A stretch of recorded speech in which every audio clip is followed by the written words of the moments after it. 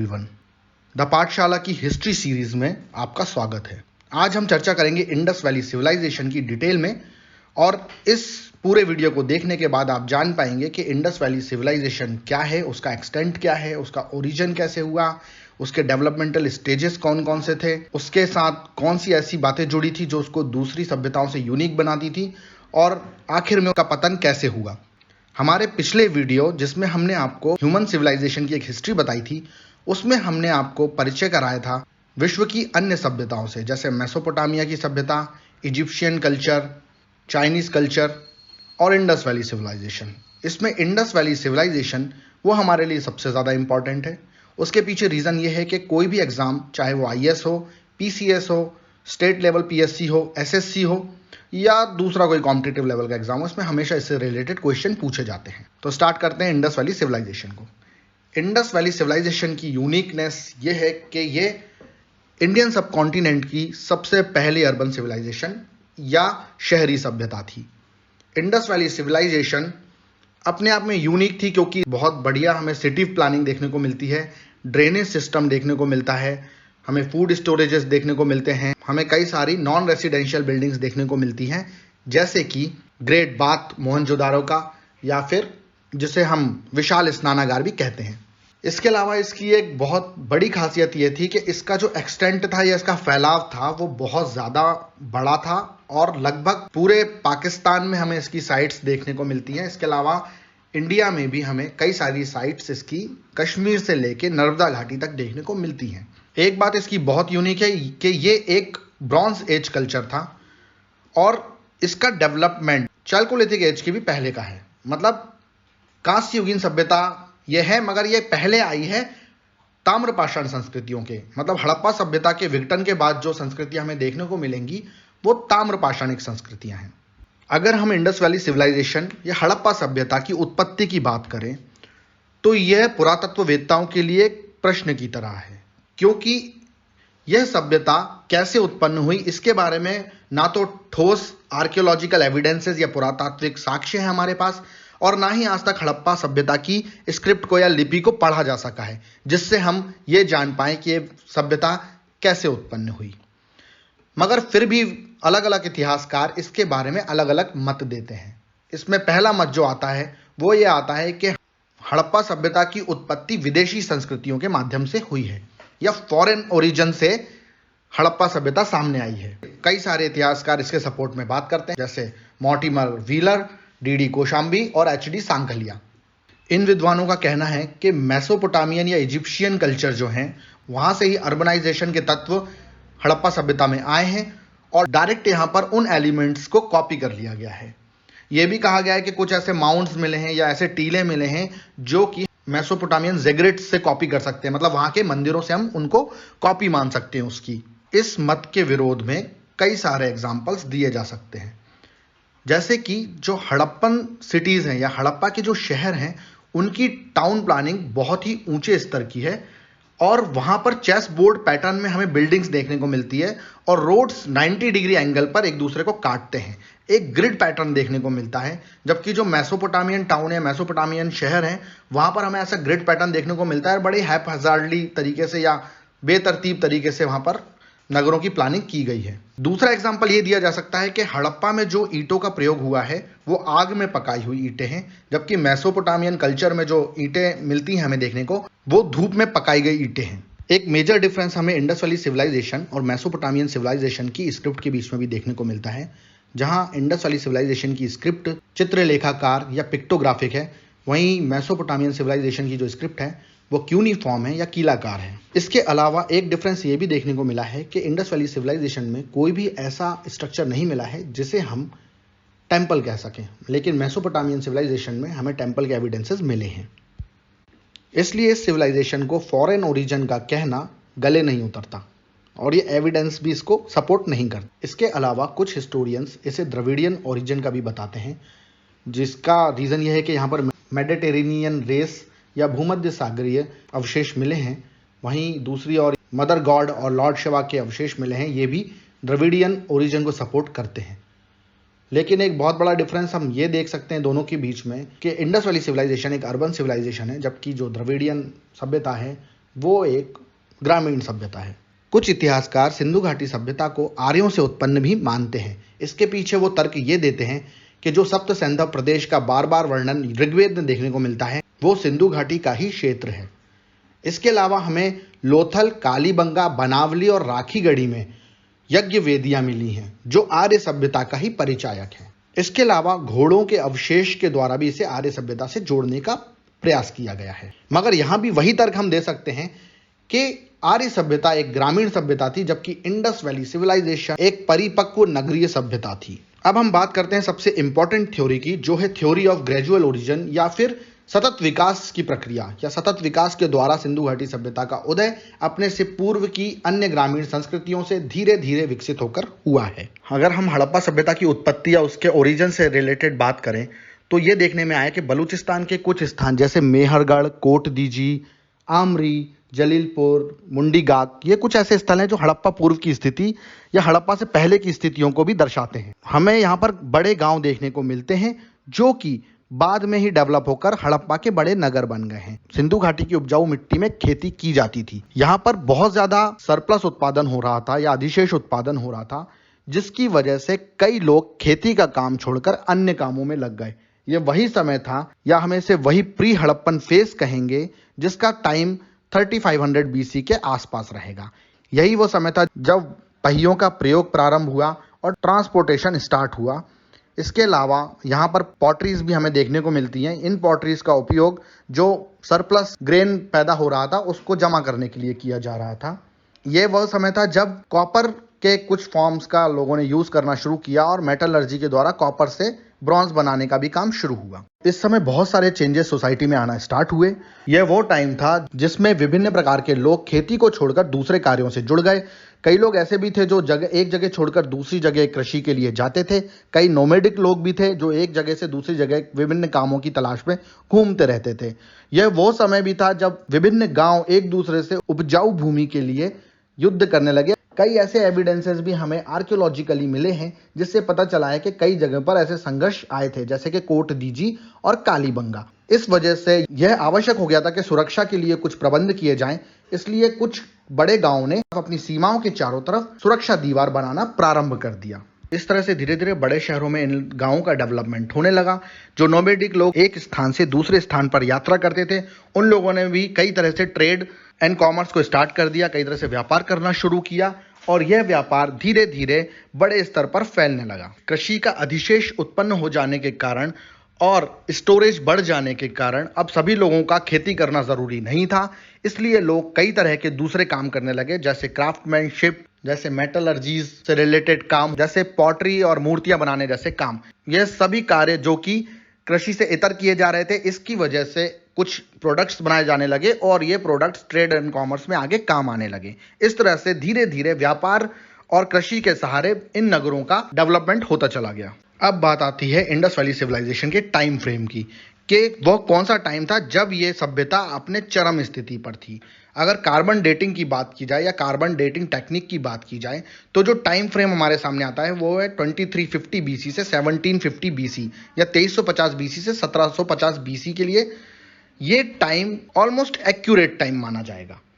मगर ये वो टाइम है जब हड़प्पा सभ्यता या इंडस वैली सिविलाइजेशन अपने डेवलपमेंट के चरम पर थी या पीक पर थी। कई हिस्टोरियंस ने इस टाइम फ्रेम को अलग अलग तरीके से डिफाइन किया है। जैसे जॉन मार्शल इसको 3250 बीसी से 2750 बीसी का बताते हैं और हैरिस इसको 6000 बीसी का पहले का बताते हैं। यदि हम हड़प्पन सिविलाइजेशन के टोटल टाइम फ्रेम की बात करें तो 3300 बीसी से 1300 बीसी या 3300 बीसी से 1300 बीसी के बीच में आएगा। इसमें early Harappan phase, mature Harappan phase और पोस्ट हड़प्पन फेज आएगा। सबसे पहले हम बात करते हैं अर्ली हड़प्पन फेज की जो 3300 बीसी से 2600 बीसी के बीच में आएगा। अर्ली हड़प्पन फेज से पहले हम बात करते हैं मेहरगढ़ की। मेहरगढ़ एक नियोलिथिक साइट है या नवपाषाणकालिक स्थल है। यह बलूचिस्तान में है और यहाँ पर हमें हड़प्पा पूर्व के अवशेष मिलते हैं। अगर हम मेहरगढ़ के टाइम फ्रेम में लेके आते हैं तो 7000 बीसी से स्टार्ट होता है और प्री हड़प्पन फेज की स्टार्टिंग मतलब 3300 बीसी के बीच में यह स्थल आता है। जो मेहरगढ़ है वो बोलन पास के पास सिंधु नदी घाटी के पश्चिम में है और यह इंडियन सब कॉन्टिनेंट और साउथ एशिया की पहली ऐसी साइट है जहां से हमें एग्रीकल्चर के एविडेंसेस या कृषि के साक्ष्य मिले हैं। मेहरगढ़ साइट का जो एक्सकेवेशन था वो फ्रेंच आर्कियोलॉजिस्ट द्वारा किया गया था। मेहरगढ़ से पहले ऐसा माना जाता था कि इसकी उत्पत्ति का जो रहस्य है वो सुलझाया नहीं जा सकता, लेकिन मेहरगढ़ जो साइट है उसने बहुत ज्यादा इस चीज को क्लियर कर दिया है कि विभिन्न डेवलपमेंटल फेजेस के द्वारा ही हड़प्पा सभ्यता सामने आई है। प्री हड़प्पन फेज की बात करें तो हम देखेंगे कि 3300 ईसा पूर्व से 2600 ईसा पूर्व के बीच में कुछ ऐसे स्थल हैं जो कि इस फेज के स्थल माने जा सकते हैं, जैसे कि रहमान ढेरी, आमरी। ये दोनों ऐसे स्थल हैं जो कि मैच्योर फेज से बिल्कुल पहले का हमें हाल बताते हैं। कोट दीजी भी एक ऐसा स्थल है जहां पर हमें मैच्योर फेज देखने को मिलता है। यहाँ पर एक किला भी है और यहाँ पर अर्बनाइजेशन के स्टार्टिंग के जो हमारे पास में एविडेंसेस है वो बहुत ज्यादा देखने को मिलते हैं। और कालीबंगा इंडिया में एक ऐसा स्थल है जहां पर हमें मैच्योर फेज के पहले का फेज देखने को मिलता है। यह वो टाइम था जब व्यापार और वाणिज्य बढ़ रहा था और साथ की समकालीन संस्कृतियों से भी यह व्यापार किया जा रहा था, जैसे कि लाजवर्द मणि या लेपिस लेजुली, जिसका व्यापार किया जाता था और जिससे बीड्स बनाए जाते थे या मनके बनाए जाते थे। इसके बाद यहाँ के विकसित गांवों शहरों का रूप लेने लगे, बड़ी इमारतें बनाई जाने लगी और उसको किलाबंद कर दिया गया। अब यदि मैच्योर हड़प्पन फेज की बात करें जो कि 2600 बीसी से 1900 बीसी के बीच में आता है या 2600 ईसा पूर्व से 1900 ईसा पूर्व के बीच में आता है, यहाँ पर व्यापार और वाणिज्य बड़े स्तर पर होने लगा था। यहाँ पर हमें जैसे एक जैसी स्क्रिप्ट या लिपि, सील देखने को मिलती है, हमें इमारतें, यहाँ के बर्तन, यहाँ के ऑर्नामेंट्स, बहुत सारी ऐसी चीजें देखने को मिलती हैं जो कि पूरी संस्कृति में एक रूपता दिखाती है। यहाँ पर लोगों ने बाढ़ के पानी को रोककर खेती करना भी स्टार्ट कर दिया था। इसकी वजह से सरप्लस प्रोडक्शन शुरू हो गया था और which ultimately led to development of big cities like Mohenjodaro और हड़प्पा। अर्बनाइजेशन के कारण कई सारी ऐसी चीजें हुई थी जिसकी वजह से जो बारिश है उसमें कमी आने लगी, जैसे बहुत सारे पेड़ पौधों को काट दिया गया था। इन पेड़ पौधों का इस्तेमाल पकी हुई ईंटें बनाने के लिए भी, जलाने के लिए भी किया जाता था। इस वजह से यहाँ पर बारिश में हमें कमी आनी दिखाई देने लगती है। मैच्योर हड़प्पन साइट्स की अगर बात करें तो पाकिस्तान में है हड़प्पा, मोहनजोदारो और गवेरीवाला, और भारत में घग्गर हाकरा रीजन में धौलावीरा, कालीबंगा, राखीगढ़ी, रोपड़, लोथल, लगभग 1000 ऐसी साइट्स हैं जो दोनों देशों में, जिसे हम मैच्योर हड़प्पन फेज की साइट्स कह सकते हैं। अब अगर हम लेट हड़प्पन पीरियड की बात करें जिसका टाइम फ्रेम है 1900 बीसी से 1300 बीसी या 1900 ईसा पूर्व से 1300 ईसा पूर्व, यह वो फेज है जब हम अर्बन कल्चर में एक डिक्लाइन देखने को मिलते हैं। 1700 बीसी वो टाइम था जबकि यहाँ के जो शहर थे वो लगभग एबंडन या फिर खाली हो चुके थे। लोग इन शहरों को छोड़कर ग्रामीण संस्कृतियों की तरफ बढ़ने लगे थे। कई ऐसे आर्कियोलॉजिकल एविडेंसेस इस समय के मिले हैं जब हमें यहाँ पर कुछ संघर्ष या वायलेंस के एविडेंस देखने को मिलते हैं। साथ ही कुछ इन्फेक्शियस डिसीजेस जैसे लेप्रोसी और ट्यूबरकुलोसिस भी हम कुछ एविडेंसेस हमें मिले हैं। यह वो टाइम भी था जब छोटे स्तर की संस्कृतियां सामने आने लगी थी, जैसे कि cemetery H culture in Punjab, Haryana and western Uttar Pradesh, Jhukar culture in Sindh, Rangpur culture in Gujarat, और दूसरी साइट्स जैसे कि पिराक इन बलूचिस्तान, दायमाबाद इन महाराष्ट्र। यहाँ पर कुछ लोकल कल्चर स्टार्ट हो गए थे और वहाँ जो लोग अर्बनाइजेशन को छोड़कर ग्रामीण संस्कृतियों की तरफ आ रहे थे वो इन संस्कृतियों के पार्ट बन गए। अब हम बात करेंगे हड़प्पा सभ्यता की खोज और उसके पुरातात्विक इतिहास के बारे में। Discovery of Harappa civilisation and excavation history. Harappa सभ्यता की खोज की कहानी शुरू होती है 1829 से, जब चार्ल्स मैसन नाम के एक ब्रिटिश कंपनी के अधिकारी को पंजाब भेजा गया था कुछ हिस्टोरिकल एविडेंसेस लाने और कुछ इंपॉर्टेंट डॉक्यूमेंट लाने के लिए। जब चार्ल्स मैसन ने हड़प्पा के अवशेषों को देखा तो उसे लगा कि ये सिकंदर के टाइम के मौर्य युगीन साम्राज्य का कोई अवशेष है। 1931 में अलेक्जेंडर बर्न नाम के एक व्यक्ति को कंपनी ने इंडस रिवर में वाटर ट्रांसपोर्टेशन फिजिबिलिटी के लिए भेजा। तब उसने कंपनी को सूचित किया कि यहाँ पर स्थित एक हिस्टोरिकल बिल्डिंग की ईंटों को स्थानीय लोगों द्वारा बड़े ही बेतरतीब ढंग से निकाला जा रहा है।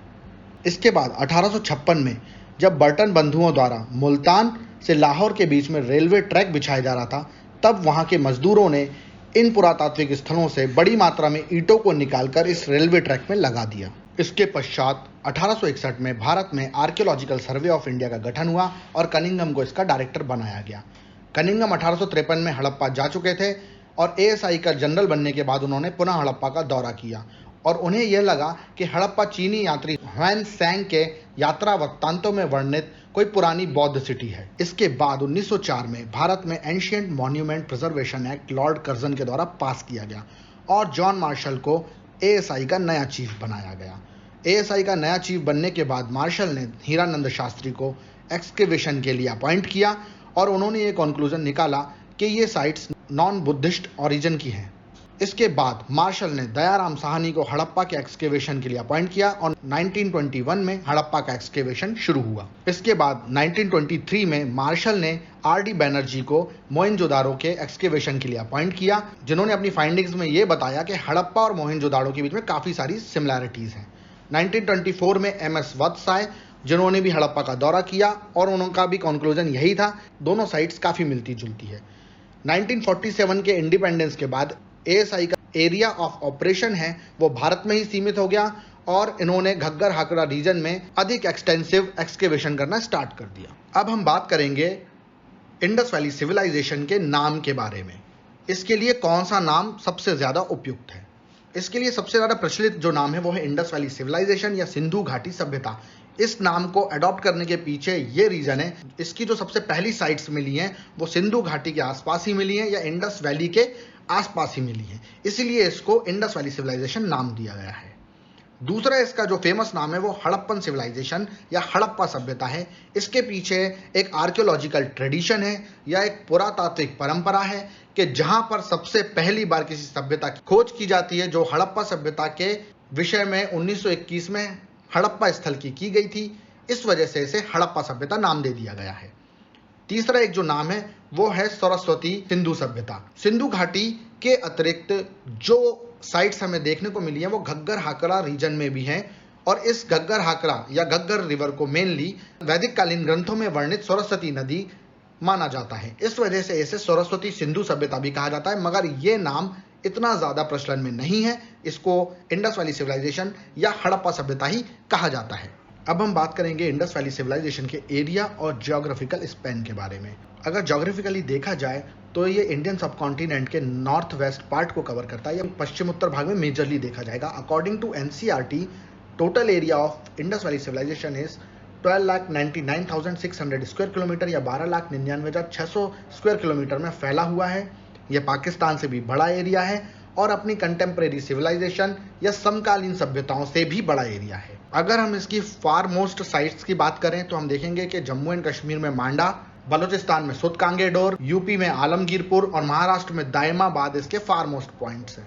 अगर हम इसके साइट्स के बारे में बात करें तो पाकिस्तान के इंडस वैली के अलोंग और इंडिया में घग्गर हाकड़ा रीजन में इसकी मेजर साइट्स मिलती हैं। अब हम बात करेंगे हड़प्पा सभ्यता के नगर नियोजन के बारे में। हड़प्पा सभ्यता एक नगरीय सभ्यता थी। इसकी सबसे बड़ी विशेषता है इसकी नगर नियोजन प्रणाली। हड़प्पा सभ्यता के दो महत्वपूर्ण नगर हड़प्पा और मोहनजोदड़ो दोनों में ही दुर्ग देखने को मिलते हैं।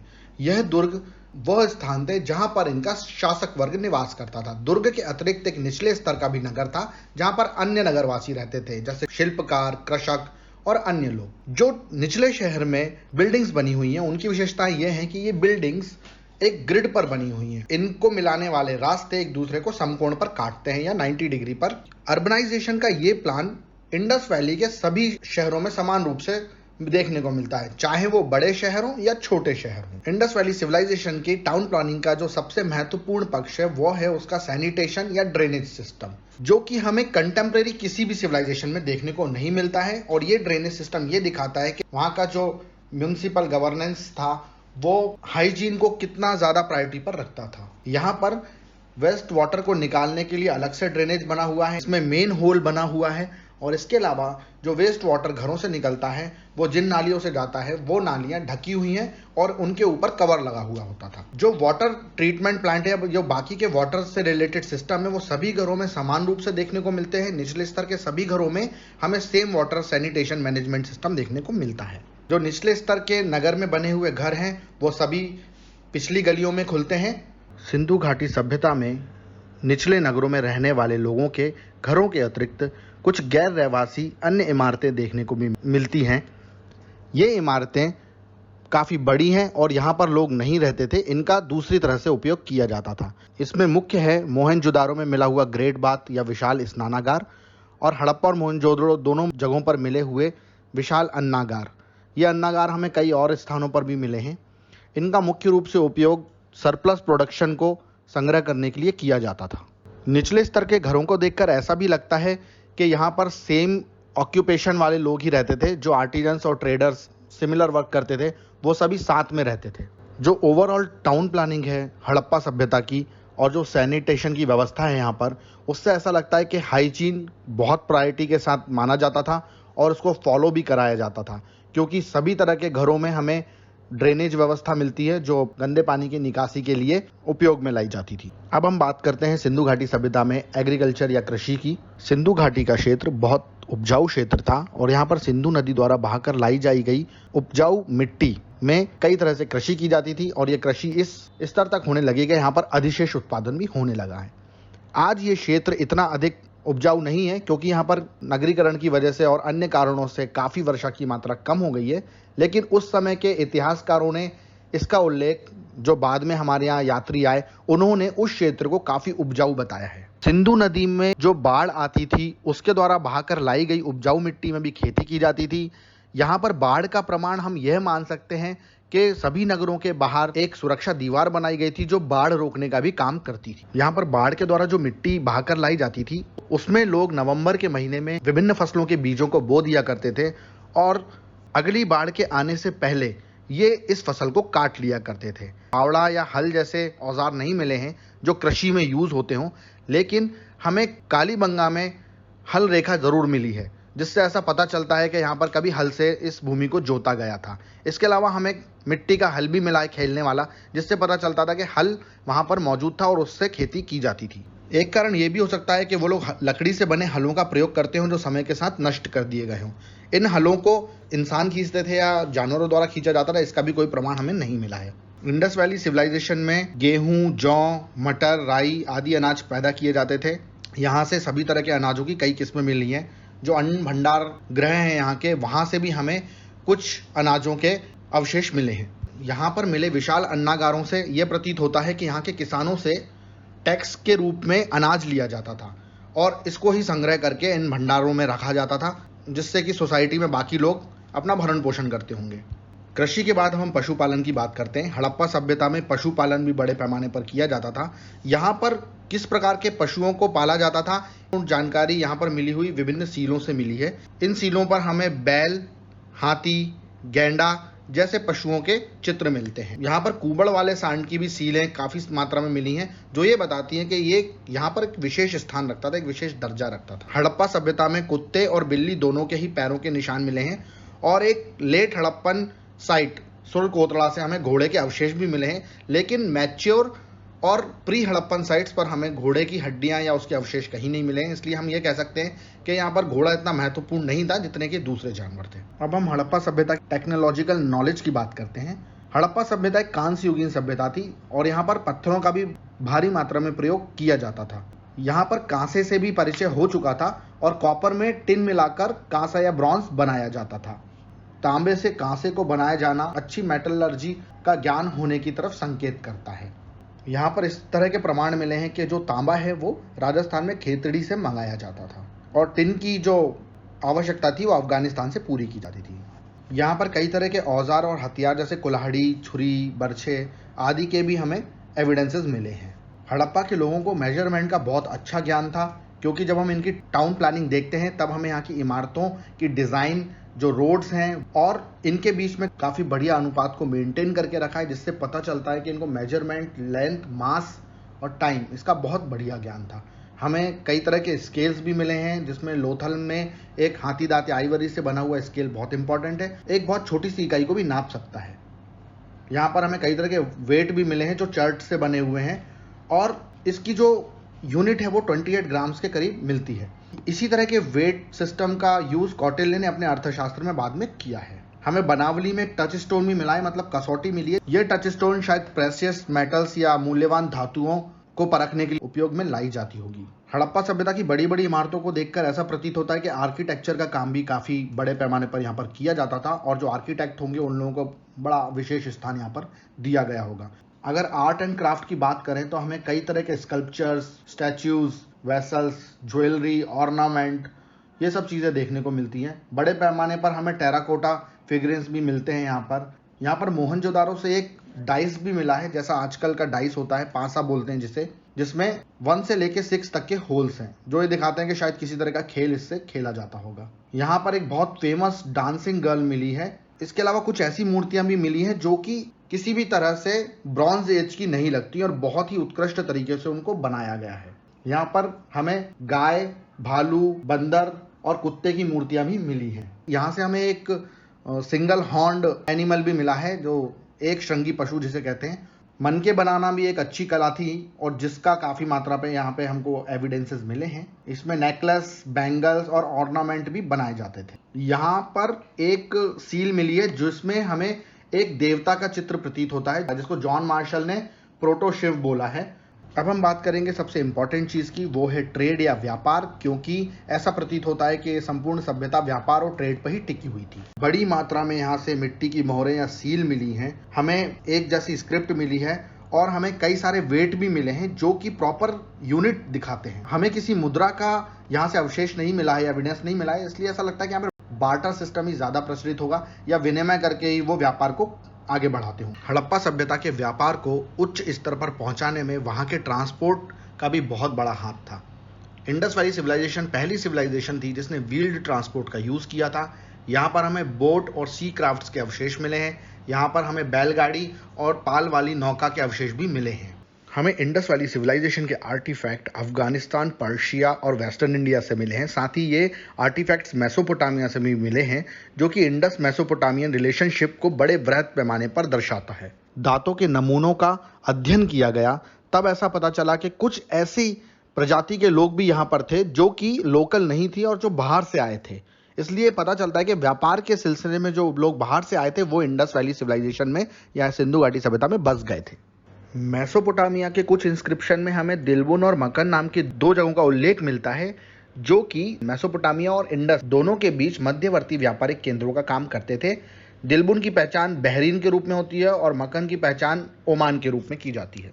हड़प्पा सभ्यता के बारे में एक प्रश्न यह भी उठता है कि यहाँ पर किस तरह की गवर्नेंस रही होगी या शासन का स्वरूप क्या होगा, और फिर वही समस्या सामने आ जाती है कि इसका हमको कोई भी एक पुख्ता सबूत नहीं मिला है, कोई भी ऐसा एविडेंस नहीं मिला है जिससे हम कह सकें कि यहाँ पे किस तरह की शासन व्यवस्था होगी।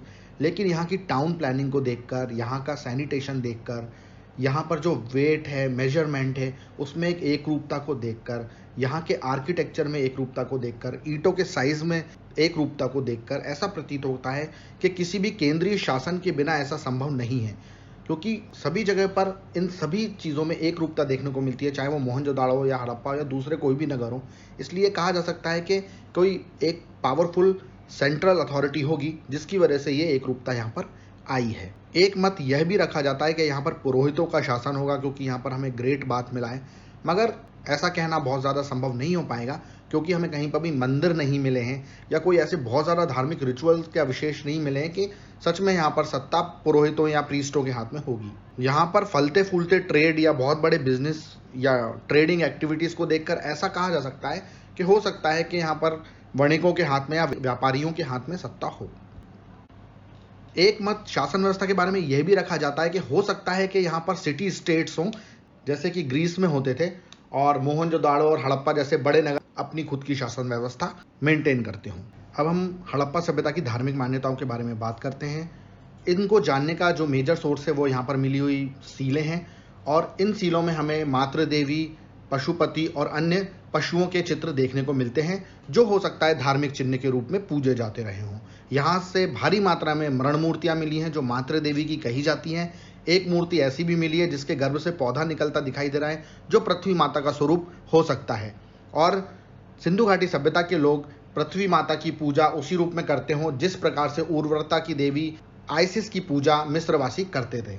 इसके अलावा हमें एक पशुपति की या प्रोटोशिव की सील पर अंकित छवि मिली है, जहां पर एक पुरुष देवता पद्मासन लगाए हुए बैठे हुए हैं और इनके आसपास कुछ जानवरों को अंकित किया गया है। यह जानवर एक हाथी, बाघ और गैंडा है। आसन के नीचे इनके भैंसा और हिरण बने हुए हैं। हो सकता है इन पशुओं की पूजा भी की जाती रही हो, इसीलिए इन्हें पशुपति के साथ अंकित किया गया है। इसके अलावा कई जगहों पर वृक्षों के पूजन के भी चिन्ह मिले हैं और सीलों पर इन वृक्षों को भी अंकित किया गया है। एक सील में हमें पीपल की डालों के बीच विराजमान देवता भी मिले हैं।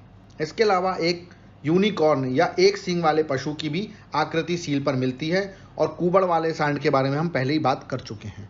सिंधु घाटी सभ्यता की लिपि के हमें लगभग 4000 नमूने मिले हैं और लगभग 250 से लेकर 400 के बीच में इसमें अलग अलग चित्राक्षर या पिक्टोग्राफ्स हैं। लेकिन इस लिपि को पढ़ने में अभी तक किसी को भी सफलता नहीं मिली है। ऐसा माना जाता है कि शायद आद्य द्रविड़ भाषा से ये उत्पन्न हुआ है, लेकिन ये प्रूफ नहीं किया जा सका है। यहाँ से हमें जो भी अभिलेख मिले हैं वो काफ़ी छोटे हैं और मिस्र या मेसोपोटामिया के अभिलेखों की तरह बड़े बड़े नहीं हैं। मगर ये बात स्पष्ट रूप से कही जा सकती है कि यह मेसोपोटामियन ओरिजिन का नहीं है और ये अपने आप में एक स्वतंत्र लिपि थी। अब हम बात करेंगे हड़प्पा सभ्यता के पतन के बारे में, यानी इंडस वैली सिविलाइजेशन के डिक्लाइन के बारे में। विभिन्न इतिहासकारों ने इसके संबंध में विभिन्न प्रकार के मत रखे हैं। फेयर सर्विस का मत है कि पारिस्थितिकीय असंतुलन के कारण हड़प्पा सभ्यता का पतन हुआ। इसके अलावा डीपी अग्रवाल और अमलानंद घोष जैसे विद्वानों का मत है घग्गर नदी के सूख जाने के कारण ऐसा हुआ है। घग्गर नदी के सूख जाने के पीछे यह कारण भी बताया गया है कि इस समय सिंधु घाटी के आसपास मानसून क्षीण होता जा रहा था, वो कम होता जा रहा था। इस वजह से नदियां सूख गईं क्योंकि ये मानसूनी जल के ऊपर ही निर्भर करती थी। लेब्रिस्क और माधव स्वरूप वत्स दोनों का यह मानना है कि घग्गर नदी का जो है वो मार्ग बदल गया था। इस कारण जिस जल का उपयोग इसके आसपास के इलाके कर रहे थे वो नहीं कर पा रहे थे। इस वजह से इस सभ्यता का पतन हो गया। वहीं एसआर राव का मानना है लोथल और भगत राव से भीषण बाढ़ों के प्रमाण मिले हैं, इसलिए ऐसा भी कहा गया है कि बाढ़ की वजह से भी इस सभ्यता का पतन हो सकता था।